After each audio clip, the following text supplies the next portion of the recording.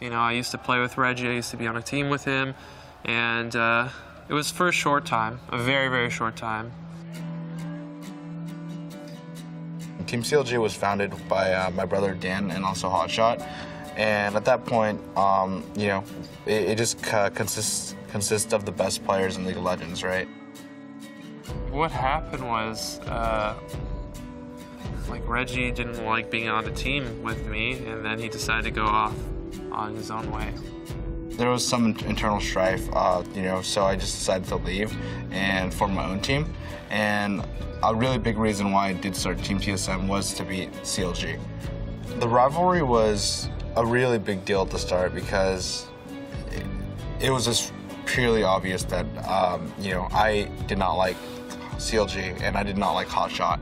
It was just purely based on the fact that we just didn't get along. Reggie's the type of guy that'll come like kick your sandcastle and then take your sand. Like I'm just like the type of guy that'll sit in my corner and like make my own sandcastle. And they're two very different styles, and we're like polar opposites in terms of personality. So, yeah. When we did compete against CLG years ago, when we went to a match, everyone on our team was super hyped up. Everyone was like, man, if I lose to CLG, I'm gonna be so sad for so long. And, you know, people would be emotionally invested. With that kind of history of always competing for #1 and #2, you know, there was rivalry between the players, between me, between Reggie. And then as time goes on, right, it just kept extending. Like the players always butt heads. It's just like competition. Like you never want to be friends with your rival. Like what kind of fun is that?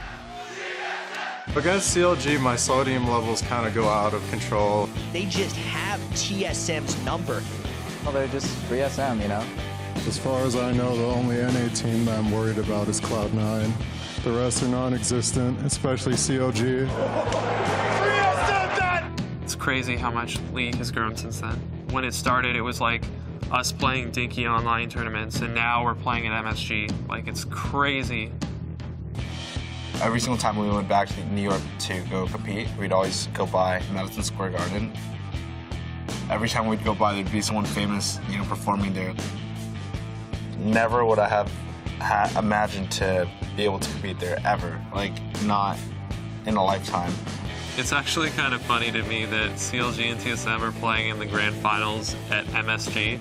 It's almost like this scripted event, like you couldn't plan it any better. When I think about it, it's actually kind of ridiculous.